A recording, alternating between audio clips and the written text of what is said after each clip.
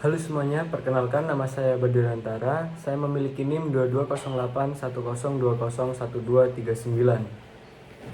Kenalkan, nama saya Dinda Isya Sasabila dengan NIM 220810201219. Perkenalkan, nama saya Hoirun Nabila Safitri dengan NIM 220810201262. Perkenalkan, saya Dela Mariani Sagala dengan NIM 220810201150. Perkenalkan, saya Kevin Sen Sutikno dengan NIM 220810201048. Perkenalkan, nama saya Armanda Aulia Putri dengan NIM 22081020121253. Nah, jadi poin pertama adalah apa itu pemasaran. Nah, seperti yang kita tahu, pemasaran sendiri merupakan hal yang sangat penting dalam dunia bisnis.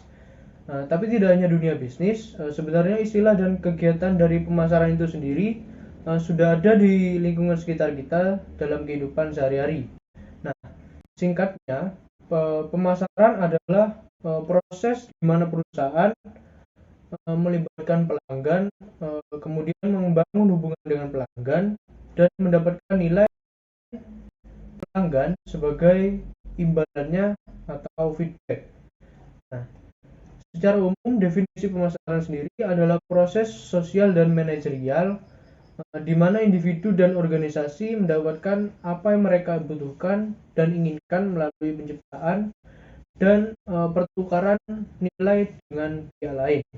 Nah, maka dari itu pemasaran adalah satu hal yang penting yang menentukan kesuksesan jalannya suatu usaha ataupun organisasi dan sebagainya.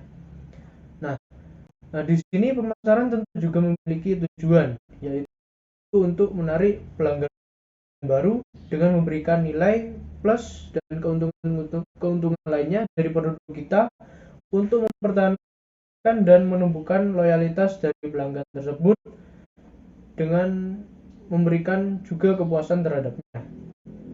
Nah, proses pemasaran itu sendiri secara umum meliputi 5 poin, yaitu yang pertama memahami pasar dan kebutuhan pelanggan, yang kedua merancang nilai pelanggan melalui strategi pemasaran, yang ketiga membangun strategi yang memberikan nilai tambah pada produk, kemudian yang keempat melibatkan dan membangun relasi dengan pelanggan, dan yang poin kelima menangkap nilai dari pelanggan.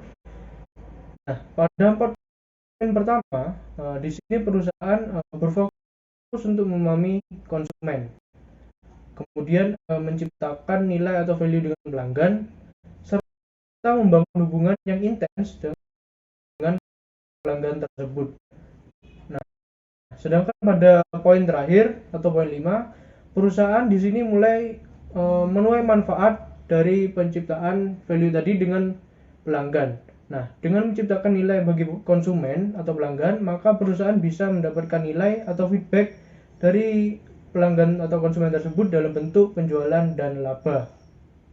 Memahami pasar dan kebutuhan pelanggan. Nah, di sini sebagai pemasar tentu kita harus memahami kebutuhan konsumen atau pelanggan dan pasar itu sendiri yang menjadi tempat memahami pasar dan kebutuhan pelanggan. Nah, di sini sebagai pemasar tentu kita harus memahami kebutuhan konsumen atau pelanggan dan pasar itu sendiri yang menjadi tempat beroperasinya perusahaan kita. Nah, secara umum ada beberapa konsep inti pelanggan dan pasar menurut materi. Yang pertama adalah kebutuhan, keinginan, dan permintaan pelanggan. Nah, di sini kebutuhan manusia merupakan hal yang paling dasar dalam dunia pemasaran. Karena dalam hidupnya manusia tentu memerlukan kebutuhan dan akan berusaha memenuhi kebutuhan tersebut. Dan dalam hal ini kebutuhan adalah salah satu target dari pemasaran itu sendiri. Nah, selain kebutuhan ada juga keinginan. Setelah kebutuhan terpenuhi, maka biasanya manusia akan mencari dan memenuhi hal yang diinginkannya. Dan lama-lama fenomena ini akan berubah menjadi sebuah tuntutan. Nah, dan karena besarnya daya beli dari manusia tadi, akan muncul yang namanya permintaan pelanggan. Nah, dari sini perusahaan akan berusaha untuk memenuhi dan menyediakan serta menangani ketiga hal tersebut dengan riset dan data agar semuanya berjalan dengan optimal. Nah, poin yang kedua adalah pemasaran pasar produk, layanan, dan pengalaman. Nah, seperti yang kita tahu sendiri tadi, pasar bertujuan untuk memenuhi kebutuhan dan keinginan para konsumennya. Nah, bentuk dan segmen pasar sendiri juga tentunya tidak terbatas. Contohnya bisa berupa produk fisik atau barang dan juga bisa berupa jasa. Nah, semakin berkembangnya zaman, penawaran pasar pun semakin meluas. Misalnya di berbagai jenis barang dan juga merek. Nah, di sini pemasaran produk juga tidak lepas dari sisi pelayanan yang diberikan kepada konsumennya. Nah, kenyamanan dalam pelayanan ini merupakan hal yang harus diperhatikan sebagai pemasar dalam menjaga hubungan dan loyalitas pelanggan. Nah, sesungguhnya apa yang kita jual memang penting tentang pengalaman pemakaiannya. Karena pada realitanya di sini kita lihat masih banyak para pemasar yang menjual atau memasarkan produknya hanya berdasarkan keinginan dan segmentasi pasar perusahaannya itu sendiri, asal laku, asal laris, dan sebagainya. Nah, jadi beberapa hal yang dibahas barusan ini harus menjadi bahan pertimbangan sehingga produk yang kita jual dapat mengena di hati konsumen, dan dari pihak konsumen itu sendiri bisa melakukan yang namanya repeat order pada produk yang kita pasarkan. Saya akan membahas materi yang selanjutnya, yaitu tentang pemasaran nyata. Pemasaran nyata ini meliputi 3 hal, yaitu nilai dan kepuasan pelanggan, pertukaran dan hubungan, juga pasar. Yang pertama adalah nilai dan kepuasan pelanggan. Seorang pelanggan tentunya akan membentuk harapan tentang nilai dan kepuasan yang akan diberikan oleh berbagai penawaran pasar, dan mereka akan membeli sesuai dengan itu. Pelanggan yang puas akan membeli lagi dan memberitahu orang tentang pengalaman baik mereka. Sementara pelanggan yang tidak puas akan beralih ke pesaing lain dan meremehkan produk kepada orang lain. Maka dalam hal ini pemasar harus berhati-hati untuk menetapkan tingkat harapan yang tepat, karena jika mereka menetapkannya terlalu rendah, mereka mungkin memuaskan mereka yang membeli tetapi gagal menarik cukup banyak pelanggan. Karena dalam hal ini, nilai pelanggan dan kepuasan pelanggan adalah blok bangunan utama untuk mengembangkan dan mengelola hubungan pelanggan. Yang kedua yaitu pertukaran dan hubungan. Suatu pemasaran terjadi ketika orang memutuskan untuk memuaskan kebutuhan dan keinginan mereka melalui hubungan pertukaran. Menukarkan dalam hal ini adalah tindakan mendapatkan objek yang diinginkan dari seseorang dengan menawarkan sesuatu sebagai imbalan. Dalam pengertian yang paling luas, pemasar mencoba memberikan tanggapan terhadap beberapa penawaran pasar. Pemasaran terdiri dari tindakan yang diambil untuk menciptakan, memelihara, dan menumbuhkan hubungan pertukaran yang diinginkan dengan khalayak sasaran yang melibatkan produk, layanan, ide, atau objek lainnya. Yang ketiga adalah pasar. Konsep pertukaran dan hubungan tentunya mengarah pada konsep pasar. Pasar adalah sekumpulan pembeli aktual dan potensial dari suatu produk atau jasa. Pembeli ini berbagi kebutuhan atau keinginan tertentu yang dapat dipuaskan melalui hubungan pertukaran. Pemasaran berarti mengelola pasar untuk menghasilkan hubungan pelanggan yang menguntungkan. Penjual harus mencari dan melibatkan pembeli, mengidentifikasi kebutuhan mereka, merancang penawaran pasar yang baik, menetapkan harga untuk mereka, mempromosikannya, dan menyimpan serta mengirimkannya. Kegiatan seperti riset konsumen, pengembangan produk, komunikasi, distribusi, penetapan harga, dan layanan adalah kegiatan pemasaran inti. Nah, di sini ada gambar yang menunjukkan elemen utama dalam sistem pemasaran. Di sini perusahaan dan pesaing meneliti pasar dan berinteraksi dengan konsumen untuk memahami kebutuhan mereka. Sesudah perusahaan dan pesaing ini memahami apa yang diperlukan oleh konsumen, maka mereka meminta barang dari pemasok, kemudian menyalurkannya kepada konsumen, namun boleh secara langsung dan boleh secara pemasaran perantara. Yang dimaksud dengan pemasaran perantara di sini adalah perusahaan saluran distribusi yang membantu perusahaan menemukan pelanggan atau melakukan penjualan untuk perusahaan. Nah, tujuan dari perantara pemasaran ini adalah memanfaatkan tingkat kontak atau hubungan, pengalaman, dan skala operasi mereka dalam menyebarluaskan produk sehingga bisa mencapai target pasar secara efisien dan efektif. Baik, untuk selanjutnya yaitu merancang strategi dan rencana pemasaran berbasis nilai pelanggan. Tujuan merancang manajer pemasaran adalah untuk melibatkan, mempertahankan, dan menumbuhkan target pemasaran dengan menciptakan, memberikan, dan mengkomunikasikan nilai pelanggan yang unggul. Dan terdapat dua hal penting untuk merancang strategi pemasaran, yaitu menentukan target pasar dan menentukan keunggulan produk kita. Dengan hal tersebut, kita dapat menentukan pelanggan apa yang akan kita layani atau target pasar apa yang sedang kita tuju, dan bagaimana kita dapat melayani pelanggan dengan sebaik mungkin. Dan untuk selanjutnya terdapat 5 konsep alternatif untuk merancang dan melaksanakan strategi pemasaran. Yang pertama yaitu konsep produksi. Konsep ini menyatakan konsumen menyukai produk yang berjumlah banyak dengan harga yang lebih terjangkau. Konsep ini berfokus pada efisiensi produksi dan distribusi. Yang kedua terdapat konsep produk. Konsep ini menyatakan konsumen lebih menyukai produk yang menawarkan kualitas, kinerja, dan fitur inovatif yang baik. Konsep ini berfokus pada peningkatan kualitas produk yang berkelanjutan dengan harga yang lebih tinggi. Dan yang ketiga terdapat konsep penjualan. Konsep ini menyatakan konsumen tidak akan membeli cukup banyak produk tersebut kecuali perusahaan melakukan penjualan dalam skala besar dan upaya promosinya. Namun konsep ini cenderung mementingkan target penjualan dan keuntungannya saja dan cenderung mengabaikan kepuasan pelanggannya. Yang keempat terdapat konsep pemasaran. Konsep ini menjadikan konsumen sebagai pusatnya. Konsep ini berfokus pada kebutuhan konsumen dan berusaha untuk memahami apa yang diinginkan pasar. Pada konsep ini, perusahaan cenderung melakukan riset terlebih dahulu sebelum memulai memproduksi dan memasarkan produknya untuk membuat konsumen menjadi lebih loyal kepada produknya. Dan yang terakhir terdapat konsep pemasaran sosial. Konsep ini menekankan fokus terhadap konsumen, menekankan kepentingan konsumen dan masyarakat secara umum. Konsep ini tidak hanya fokus pada keuntungan saja, tetapi mengimbangi kebutuhan dan kepuasan pelanggan serta melakukan tanggung jawab sosialnya. Dan di bawah ini terdapat perbedaan konsep pemasaran dan penjualan. Bisa dilihat sendiri di sini konsep penjualan itu lebih berfokus pada produk yang ada dan penjualan yang berat. Tujuannya adalah untuk menjual apa yang dibutuhkan perusahaan daripada membuat apa yang diinginkan oleh pelanggan.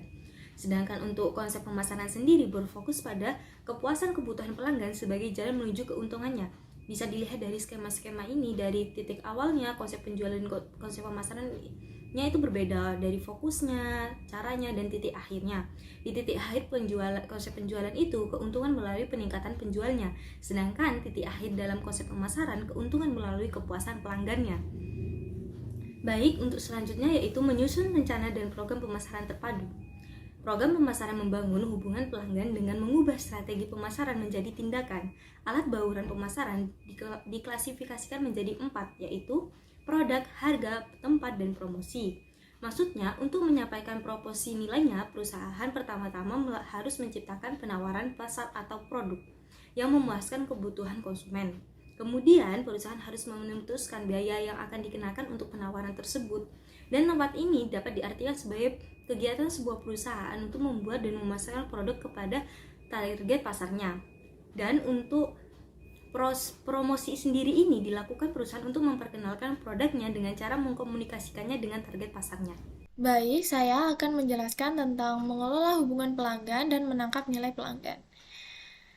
Yang pertama yaitu melibatkan pelanggan dan mengelola hubungan pelanggan. 3 langkah pertama dalam proses pemasaran adalah 1. Memahami pasar dan kebutuhan pelanggan, merancang strategi pemasaran berbasis nilai pelanggan. Kemudian mendorong strategi pemasaran dan membangun program pemasaran. Yang terakhir adalah langkah yang paling penting, melibatkan pelanggan dan mengelola hubungan dengan pelanggan yang menguntungkan. Manajemen hubungan pelanggan adalah keseluruhan proses membangun dan mempertahankan hubungan pelanggan yang menguntungkan dengan memberikan keunggulan nilai dan kepuasan pelanggan yang berkaitan dengan semua aspek memperoleh, menarik, dan menumbuhkan pelanggan. Relationship building blocks, nilai pelanggan dan kepuasan. Kunci untuk membangun hubungan pelanggan yang langgeng adalah menciptakan nilai dan kepuasan pelanggan yang unggul. Seorang pelanggan membeli dari perusahaan yang menawarkan nilai tertinggi yang dirasakan pelanggan. Yang penting, pelanggan seringkali tidak menilai biaya dan nilai secara akurat atau objektif. Mereka bertindak berdasarkan nilai yang dirasakan. Kepuasan pelanggan bergantung pada relativitas kinerja produk yang dirasakan dengan harapan membeli. Jika kinerja produk jauh dari harapan, pelanggan tidak puas. Jika kinerja sesuai dengan harapan, pelanggan puas. Jika kinerja melebihi harapan, pelanggan sangat puas atau senang. Kepuasan pelanggan yang lebih tinggi mengarah pada loyalitas pelanggan yang lebih besar.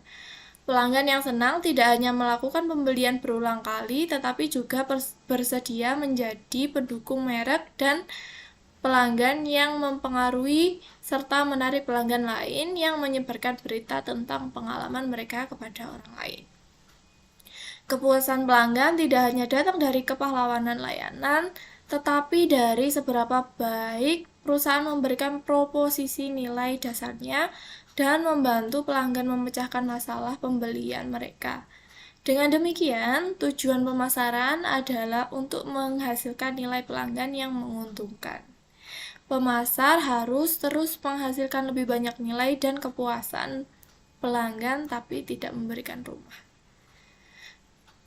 Kemudian adalah tingkat dan alat hubungan pelanggan. Selain menawarkan nilai dan kepuasan tinggi secara konsisten, pemasar dapat menggunakan alat pemasaran khusus untuk mengembangkan ikatan yang lebih kuat dengan pelanggan. Misalnya, banyak perusahaan yang menawarkan program pemasaran frekuensi yang memberikan penghargaan kepada pelanggan yang sering membeli atau dalam jumlah besar. Seperti pemberian poin di setiap pembelian yang dapat ditukarkan dengan suatu reward atau jasa pelayanan. Teknologi digital saat ini yang berupa internet, media online, seluler, dan media sosial telah sangat mengubah cara orang berhubungan satu sama lain. Pada akhirnya, peristiwa ini berdampak besar pada cara perusahaan dan merek terhubung dengan pelanggan dan bagaimana pelanggan terhubung dan mempengaruhi perilaku merek satu sama lain. Kemudian, keterlibatan pelanggan dan media digital, seluler, dan sosial. Saat ini, perusahaan menggunakan media online, seluler, dan sosial untuk menyempurnakan penargetan mereka dan melibatkan pelanggan secara lebih mendalam dan interaktif, secara langsung dan berkelanjutan. Dalam membentuk percakapan merek, pengalaman merek, dan komunitas merek. Konsumen yang baru diberdayakan memiliki lebih banyak informasi tentang merek dan mereka memiliki lebih banyak platform digital untuk ditayangkan dan berbagai pandangan merek mereka dengan orang lain. Kunci untuk pemasaran keterlibatan adalah menemukan cara untuk memasuki percakapan konsumen yang ditargetkan dengan pesan yang menarik dan relevan. Pemasaran yang dihasilkan konsumen, di mana konsumen sendiri berperan dalam membentuk pengalaman merek mereka sendiri dan orang lain. Seperti suatu perusahaan mengundang konsumen untuk berperan lebih aktif dalam membentuk produk dan konten merek, atau perusahaan lain mengajak konsumen untuk berperan dalam membentuk iklan dan konten media sosial. Misalnya, perusahaan Oreo baru-baru ini mengadakan kontes #kreasi Oreo saya yang meminta penggemar untuk menemukan ide rasa baru. Selanjutnya, manajemen hubungan mitra. Untuk menciptakan nilai pelanggan dan membangun hubungan pelanggan yang kuat, pemasar juga harus pandai manajemen hubungan mitra, yaitu bekerja dengan orang lain di dalam dan di luar perusahaan untuk bersama-sama terlibat dan memberikan nilai lebih bagi pelanggan mereka. Kemudian, menangkap nilai dari pelanggan. Langkah terakhir melibatkan menangkap nilai sebagai imbalan dalam bentuk penjualan, pangsa pasar, advokasi, dan keuntungan. Dengan menciptakan nilai pelanggan yang unggul, perusahaan menciptakan pelanggan yang puas, yang tetap setia, membeli lebih banyak, dan menganjurkan mereka kepada orang lain. Menciptakan loyalitas dan retensi pelanggan. Sedikit ketidakpuasan dapat menyebabkan penurunan loyalitas yang sangat besar. Dengan demikian, tujuan dari manajemen hubungan pelanggan adalah untuk menciptakan tidak hanya kepuasan pelanggan, tetapi juga kesenangan pelanggan. Pelanggan setia membelanjakan lebih banyak dan bertahan lebih lama. Kehilangan pelanggan berarti kehilangan lebih dari satu penjualan. Pertumbuhan pangsa pelanggan. Untuk meningkatkan paksa pelanggan, perusahaan dapat menawarkan variasi yang lebih besar kepada pelanggan saat ini, atau mereka dapat membuat program untuk cross-sell dan upsell untuk memasarkan lebih banyak produk dan layanan kepada pelanggan yang sudah ada. Membangun ekuitas pelanggan. Ekuitas pelanggan adalah total gabungan nilai seumur hidup pelanggan dari semua pelanggan perusahaan saat ini dan calon pelanggan. Dengan demikian, ini merupakan ukuran nilai masa depan basis pelanggan perusahaan. Membangun hubungan yang tepat dengan pelanggan yang tepat. Perusahaan harus mengelola ekuitas pelanggan dengan memandang pelanggan sebagai aset yang perlu dikelola dan dimaksimalkan. Perusahaan dapat mengklasifikasikan pelanggan sesuai dengan potensi profitabilitas mereka dan mengelola hubungannya dengan mereka sesuai dengan itu. Mereka berbagi jenis pelanggan memerlukan strategi manajemen hubungan dan keterlibatan yang berbeda. Tujuannya adalah untuk membangun hubungan yang benar dengan pelanggan yang tepat. Yang terakhir adalah membangun hubungan yang tepat dengan pelanggan yang tepat. Perusahaan harus mengelola ekuitas pelanggan dengan memandang pelanggan sebagai aset yang perlu dikelola dan dimaksimalkan. Perusahaan dapat mengklasifikasikan pelanggan sesuai dengan potensi profitabilitas mereka dan mengelola hubungan dengan pelanggan sesuai dengan itu. Berbagai jenis pelanggan memerlukan strategi manajemen hubungan dan keterlibatan yang berbeda. Tujuannya adalah untuk membangun hubungan yang benar dengan pelanggan yang tepat. Oke, saya di sini akan menjelaskan tentang landscape pemasaran yang berubah. Jadi setiap hari perubahan dramatis terjadi di pasar. Richard Love dari HP mengamati laju perubahan begitu cepat sehingga kemampuan untuk berubah kini telah menjadi keunggulan kompetitif. Era digital, pemasaran online, seluler, dan media sosial. Pemasaran online, era digital saat ini didominasi oleh perkembangan zaman 4.0, di mana setiap prosesnya melibatkan penggunaan alat pemasaran digital seperti situs web, media sosial iklan, video online, dan platform digital lainnya untuk melibatkan konsumen di mana saja. Pemasaran media sosial memberikan peluang menarik, memerlukan atau memperluas keterlibatan pelanggan dan membuat orang berbicara tentang merek. Media sosial online menyediakan rumah digital yang dapat terhubung dan berbagi informasi serta momen penting dalam hidup mereka. Menggunakan media sosial merupakan konteks sederhana dalam memasarkan suatu merek, misalnya melalui Instagram, Facebook, dan Twitter. Lalu yang terakhir ada pemasaran seluler. Pemasaran seluler merupakan platform pemasaran digital dengan pertumbuhan tercepat, ditambah dengan hadirnya smartphone yang selalu aktif dan tetap sasaran. Hal ini menjadikan ideal untuk melibatkan pelanggan kapan saja dan di mana saja. Selanjutnya adalah pemasaran nyata 1.2. Sneakers adalah merek permen nomor 1 di dunia. Sneakers telah lama diposisikan pada janji sneakers satisfies pada properti yang mengisi perut dan penuh energi dari batang berlapis coklat populer yang dijajali nougat, karamel, dan kacang. Selama beberapa tahun terakhir, Mars telah memperluas posisi sneakers dengan kampanye pemegang penghargaan dan menyenangkan. Kamu bukan kamu saat kamu lapar. Kampanye ini menampilkan iklan aneh dan eksekusi lainnya di mana orang menjadi orang lain dan berperilaku sangat buruk saat mereka sedang lapar. Namun begitu mereka memakan Snickers, mereka menjadi diri mereka sendiri lagi.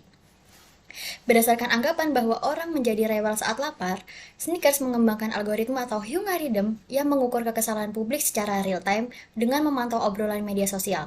Dibangun dengan bantuan MIT dan Google, Hungaridem menganalisis sekitar 14.000 postingan media sosial setiap hari di berbagai platform seperti Twitter, Facebook, dan YouTube. Itu melihat 3.000 kata dan frasa yang umum digunakan, bahkan menafsirkan bahasa gaul dan sarkasme untuk mengambil apa yang seorang ahli disebut suhu internet yang mengguncang tinju virtual. Mulai dari terganggu, di tepi, atau murah hingga kehilangan itu. Sneakers kemudian menghubungkan mood publik secara real time. Kampanye Hungariedom menghasilkan hasil yang sangat menakjubkan.